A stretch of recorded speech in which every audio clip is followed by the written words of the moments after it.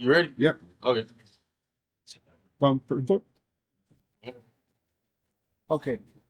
My name is Egbert originally from the island of Old Providence.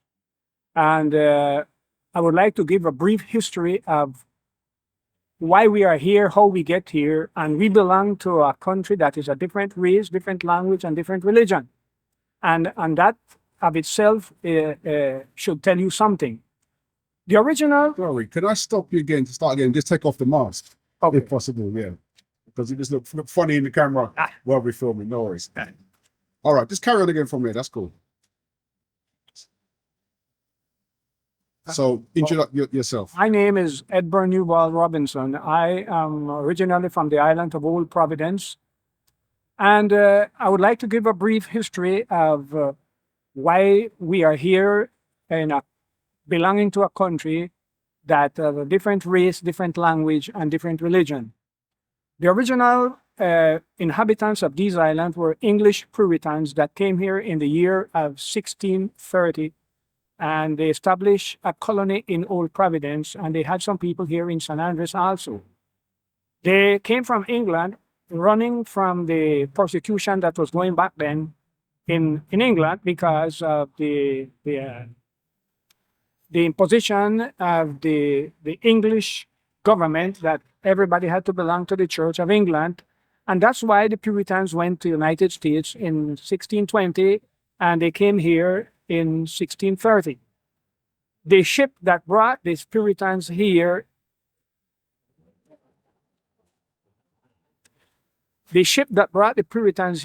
was named the Seaflower, and the one that carried them to the United States was the Mayflower. It was the same people, the same company, and they funded to come here to settle in the Caribbean with the intention of establishing a colony in America, in the Central American coast. That was the original intention, but Providence was the beachhead. Now, why Providence? Because Providence was surrounded by reef, it was well protected, and it was very fertile, and they call it the Providence Company. You can find more information on the website about the Providence Company. Well, that didn't sit well with the Spanish government, and they expelled the Puritans in the year 1641. And what happened after that is that in 1649 and 50, when the Puritans took over the government in England, they decided to settle matters with the Spanish government that expelled the Puritans from the island. And that's why you have what they call the Western design. And just by the way, because of that Western design, England decided to take Spanish colonies in America. And that's why Jamaica was taken by the English, and take it from the Spaniard. That was a Spanish colony, and they took it from them. And all the piracy that you hear about Morgan and all of that was in the framework of the Western design because of what they did to Providence Island. Coming further down the line, neither Spain nor England repopulated the island. But in the year of 1786, when they signed the Versailles Treaty, England recognized the sovereignty of Spain over these islands and on the Mosquito Coast. And then Spain, on the other hand, recognized the sovereignty of Jamaica, or the English on Jamaica. So we can say Jamaica belonged to England today because of Old Providence, indirectly. So we were here, and then a man by the name of Francis Archibald got a grand grant from the King of Spain to settle in Providence. That was in the year 1786, 87. And he came to Providence and started to raise cotton and as a commercial activity, and he brought some slaves with him from Jamaica. And that's how the population got here. That's in a nutshell, the explanation why we speak English here on the island. So the Spaniard didn't have really any interest in the island because there wasn't any gold here. You know, they wanted gold and silver, and we didn't represent anything for them. The British saw the strategical location of these islands, and that's why they wanted always a hold here. So we went on until, I would say, 1805. France is required the British government in Jamaica to send down and take back the island, because at that time England and Spain was involved in the Napoleonic Wars, and therefore they saw an opportunity for England to come back and take the island. What really happened? It did happen, but it didn't last long, because the guy they sent didn't stay long. He left, and he left his lieutenant, and he made a mess of it. So then in 1818, a French guy by the name of, all this time we were under Colombia, Nueva Granada, as to say. Colombia wasn't a nation yet. And then in 1818, the 4th of July, Louis Michel Aury, a French man, took Providence and San Andrés and the Mosquito Coast in the name of the Republic of Buenos Aires, Chile. They had a patent from that country, and they took it over, and therefore that's basically we got away from Spain. But then what happened? A year, 2 years later, 3 years later, this guy died accidentally in Providence, and the following year, 1822, the people of the islands decided to join onto Colombia. Colombia had gotten its independence in the year 1819, and they had a first constitution in 1821. So the people signed on and joined Colombia with some condition, because the vast majority of the people that were here were from British origin. I mean, you had people like Davidson, you had people like Newbard, you had people like McBean, McKellar, and they were all Scottish and British people that were here in Providence especially, and in San Andrés. And therefore they joined on, but we had our own, how you would say, economy. We had our own military. Providence has had some ships that left over from Aury. And they even helped in liberating Colombia in the Battle of Maracaibo. That was the last naval battle to free Colombia and Venezuela from Spain. And the ships from Providence with its inhabitants went there and fought. So I'm telling you briefly how we got here, who are our ancestors and where they came from. Some French stayed back. And then afterward, you had other people migrated from other European.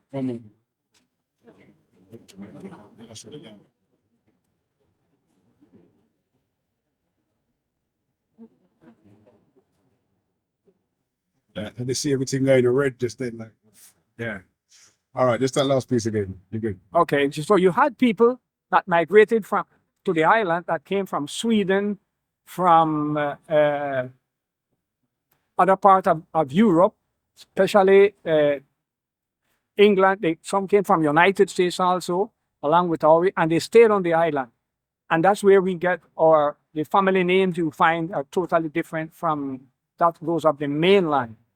Then in a latter century, in the 20th century, people start migrating from Colombia, because we had a different worldview, and the Colombian thought that we were a liability to their sovereignty on the island, because we thought different, we spoke different, we were not Catholics, and therefore they start to impose the language and the religion on the people. I mean, physically, and you couldn't get a job if you were not a Catholic. You couldn't get a job, you couldn't get a scholarship to go to school in the continent, and things like these, you know.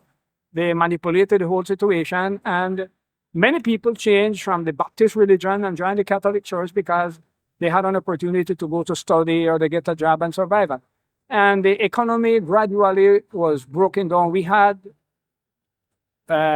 in the year 1910, San Andrés and Providence were exporting coconuts, millions of coconuts, to the United States and other parts of the world.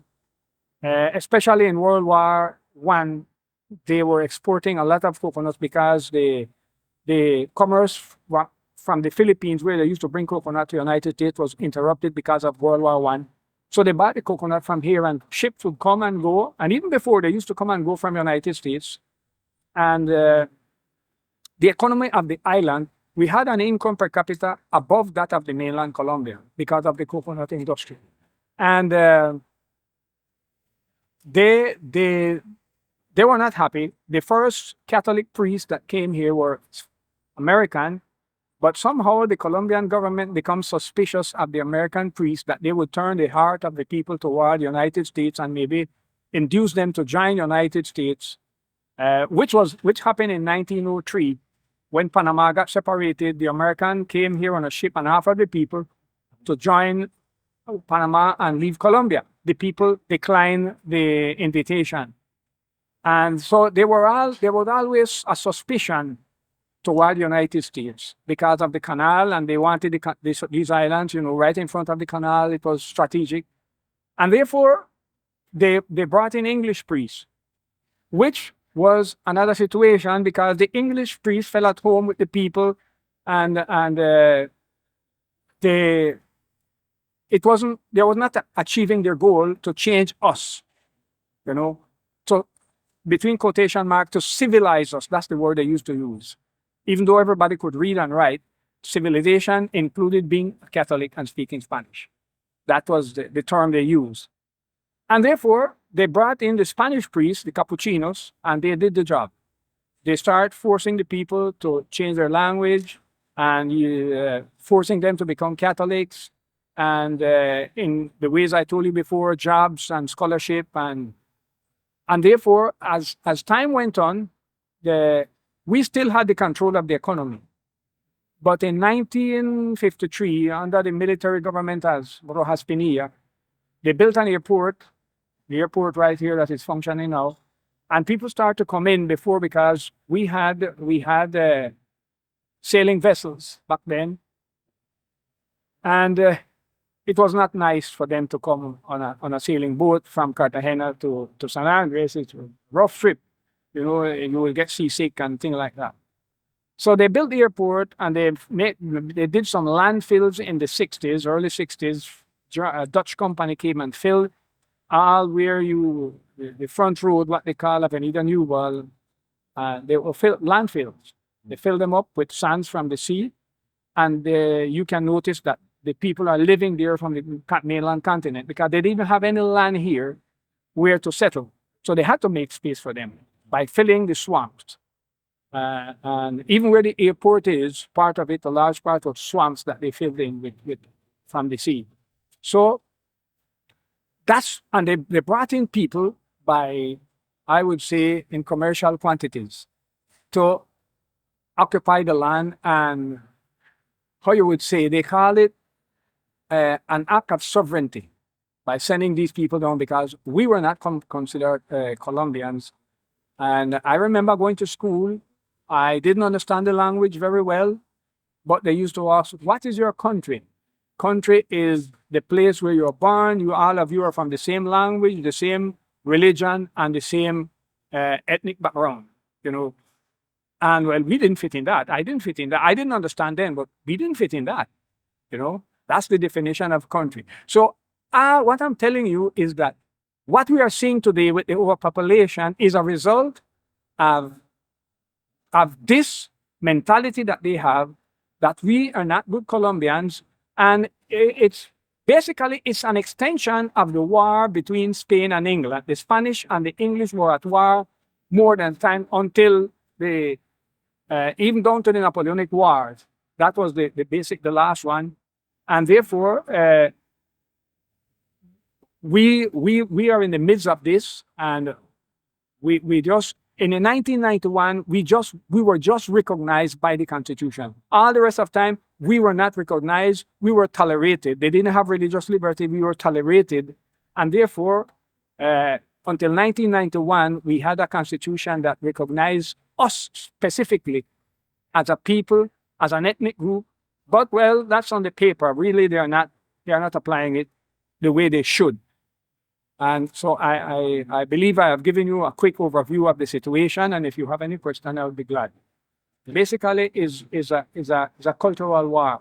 Yeah. You know, it's a cultural war, and well, the history goes beyond that. But well, you know, because what happened, they believe that they were the owners of America. The Spanish, them especially, they believe that because they had a treaty, treaty named the Treaty of Tordesillas, where they divided the American continent between Spain and Portugal, which were the two Catholic countries. And who decided that was the Pope back then. And therefore, when the English came to America and settled in these islands, hey, you are coming in my backyard and you are trespassing. Practically, you are trespassing. Okay, yeah. You know? Something about that. Right? So that's where the war came up and all the time. So it was and the British would give what you call a letter of marque or a patent. You know, they could go and attack, and there were war between Spain and England the whole time, and it was a cultural war. All started back, I should say this, with Well, the- let us go on record.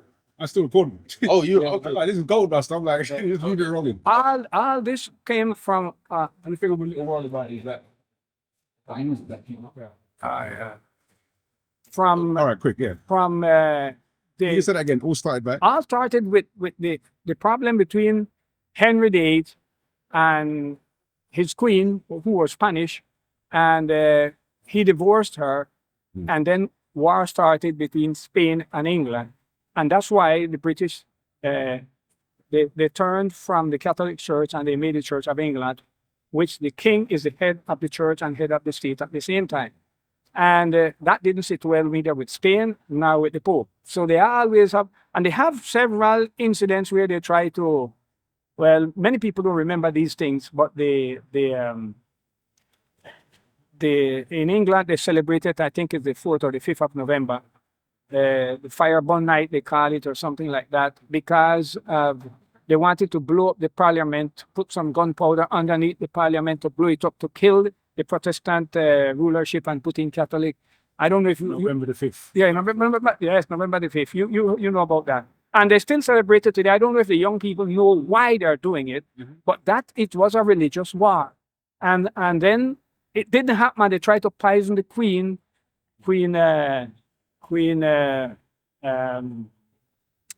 what's her name again? I'm losing out. Victoria? No, Oh. Queen Elizabeth, Yeah. the daughter of Henry VIII. Yeah. They tried to poison her, and they got on it, and so then they sent the Spanish Armada, the Armada Invencible, the Invincible Armada that they sent. They wanted to invade Spain, England, and bring it back to Catholicism, which it did never work, you know. And by the way, if you go right down to World War II, that's what really was in the bottom, you know. You had a religious war, a Protestant America, Protestant England against Germany, who financed, I mean, I can't say prove this, but a lot of historians believe that the Vatican financed Hitler to carry out his war machine because Germany was broke. And where they got it from? As a matter of fact, after the war, the Vatican helped all many of the, I wouldn't say all, but majority of them escaped to South America, to Argentina. Those are facts.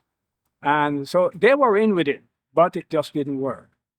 Well, and then we are in the midst of this, you know, and many people don't realize that this is a war, a cultural war between Spain and England, and we are how you would say, we are the one that are suffering, you know, the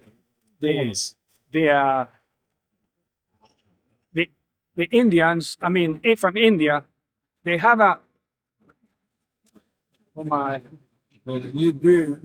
All the Caribbean islands have always been the torn pieces. yeah. And you sit on the chessboard. You see them?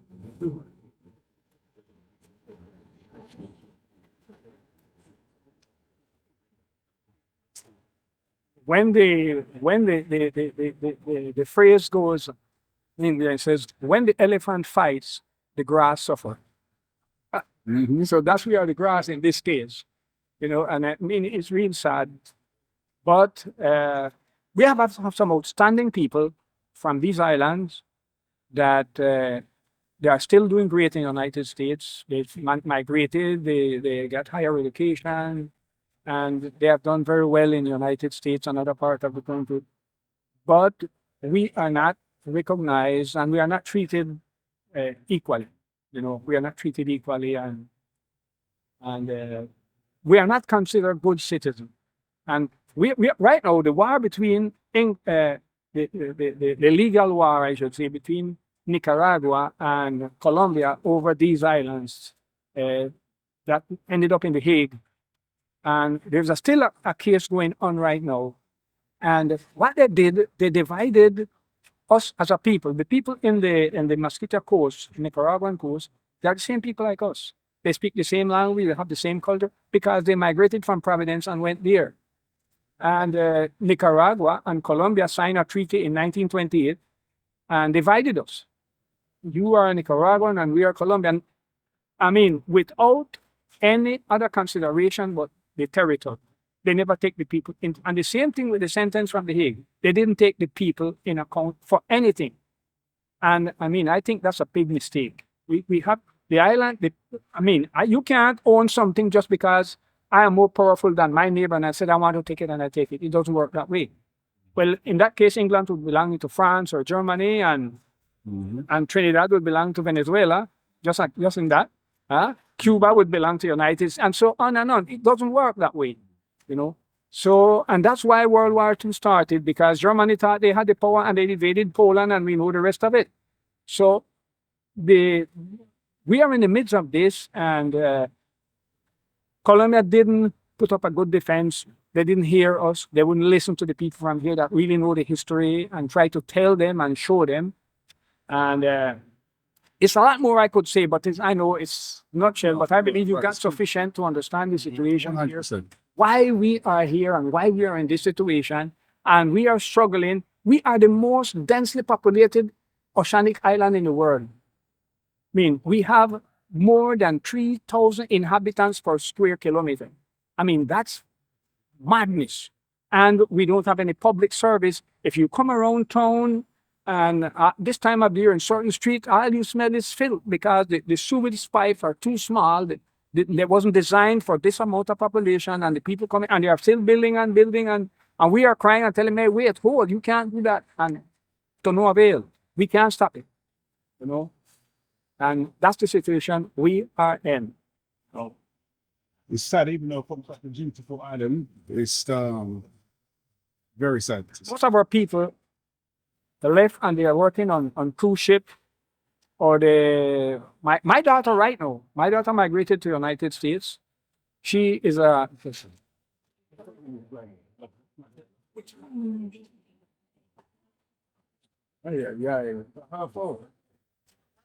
hey, but I don't know which one of them.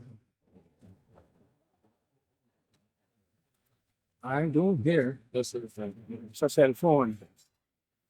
Oh my, turn on the cell phone, we are talking. Hola, hola.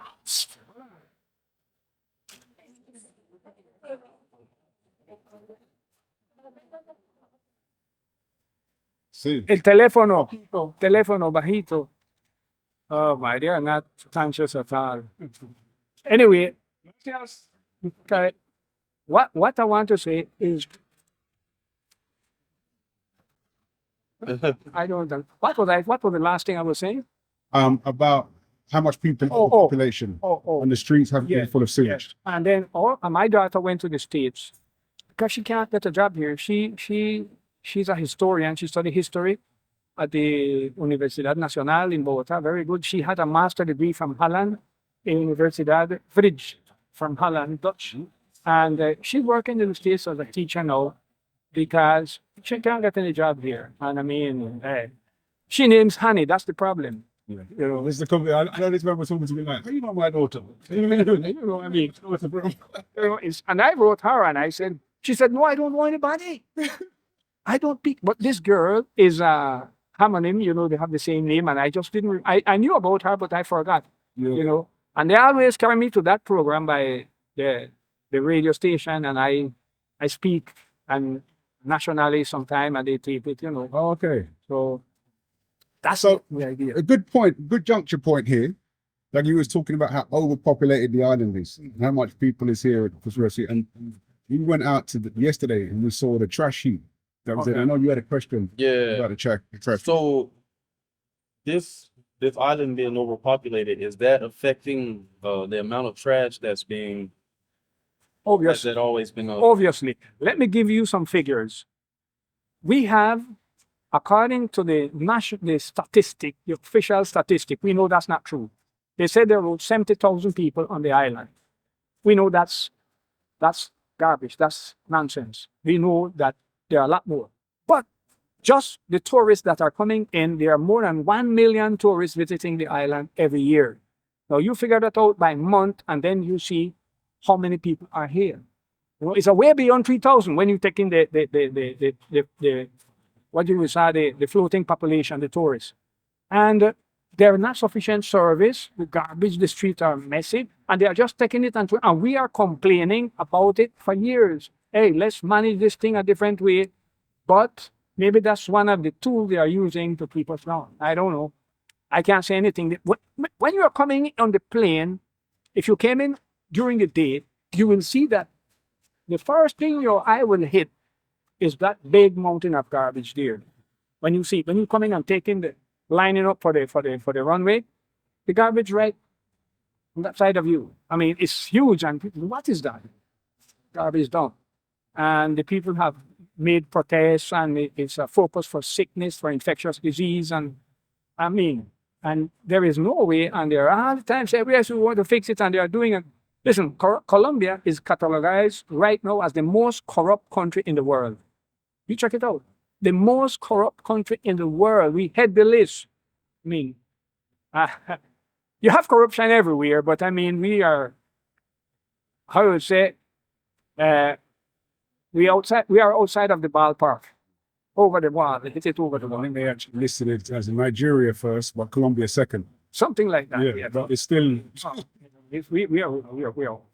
And they recognize it. You have some people, you have some good people here, but they don't have the power in their hand to change the situation. So most of our people, doctors and others, they migrate to the United States, so they're working on cruise ship because they can't get a job here. And we send our children to school, and they come. Some of them are civil engineers, some of them are architects, and they are good there. But when they won't do any work here, they bring the people from the mainland to do it, and it's very sad, very, very sad. So, any other question? Yeah, so that going back to that trash, someone told me that it catches fire every now and then. And that's Every time, every summer, every dry season, what is March, April, May, and down to June, we have some fire around there. And you see, it's spontaneous combustion because you see what's happening when the sun hits it, and sometimes glass is in it and it reflects and it catches the fire. The gas ignites and it burns from down, come up. So they have a big, huge problem there. Outing it every year, they have to go around there and out the fire. Yes, that's true. That is true. Wow. And Present day now, what is the situation politically, and what is being done to try to combat some of these things in terms of giving the people here more rights? You were mentioning some stuff going to court. You know, are there organizations and groups here? What are they trying to do? Well, right now they are trying to get a special legislation for the Raizal people, but it has to pass through Congress, and they are playing with it. They don't want to give it. And they are turning and twisting because we are recognized by law as an ethnic group, and we have rights to a differential treatment, but they are not out to give it. And in other words, we are dependent on the will of the president in power at a given time. If he wants, he does it. If he doesn't want, he doesn't do it. And it's not like, for example, United States, the Congress would step in and, everybody is just for their pocket. They are really corrupt. And that's one of the problems. What we are doing, we are trying to, they have some pressure group here, but we are not united. And the problem is many of our people that went to study to the mainland came back with their customs, and I believe you can understand. They are brainwashed, you know, and therefore they come back, but they think like, if you live in Barranquilla, you said, you will understand more or less. It's a real mess, you know. And election year is coming up next year, and it's going to be a mess. The same people going to be in power because they buy vote, they pay you to go and vote. And the vast majority of the people are poor. So when you can get a 50,000 or 80,000 pesos to vote, you say, well, I'm going to take that because I'm not going to get anything else. That's it. And then when they get there, they do whatever they want. And if a journalist or anybody get out there and start to criticize them, they even kill them. Colombia is one of the most dangerous places to be a journalist. And there's have some brave ones. I really recognize some of them. Some of them have to be living in the United States. And because they have them threatened, but they still work from there. And that's why things haven't gone worse. But we as a people, I mean, we should have a different status before the Colombian government because we are different people, you know, and we joined them. They didn't invade us. We joined them freely. So therefore, we should have a different treatment. But no way. Yeah. Okay. Well, I hope that. Well, I have one last question. I'm kind of asking everyone to do this. Yeah. If you were to define what it is, gives you your identity as a San Andrés citizen and what you love about your culture, what would that be? Oh, well, In Creole? Huh? In Creole? Or you want to do it how? Yeah, man, whatever way you speak comfortable is good for me. No, I speak Creole, I speak standard English, I speak Spanish. In Creole is good for me. That's the language I know. Yes, but I mean, the public who will receive it, will they understand when I... Yes, I mean, we got the main part of it, but I really want people to feel the identity of the All people right, as well, okay, connect to that. okay. Well, I want to say that I am an Islander, I'm a Caribbean, and I identify myself as somebody not with the Colombian nation as such, even though I have their card, you know. I feel Caribbean. I feel an Islander. And my culture is Islander, Caribbean culture. I align myself with Jamaica, with Trinidad, with all these English colony. I feel myself that way. Me feel like them. We feel that we are one people. Yeah, man. Yeah, man. Yeah. That sounds nice. Perfect. All right, good.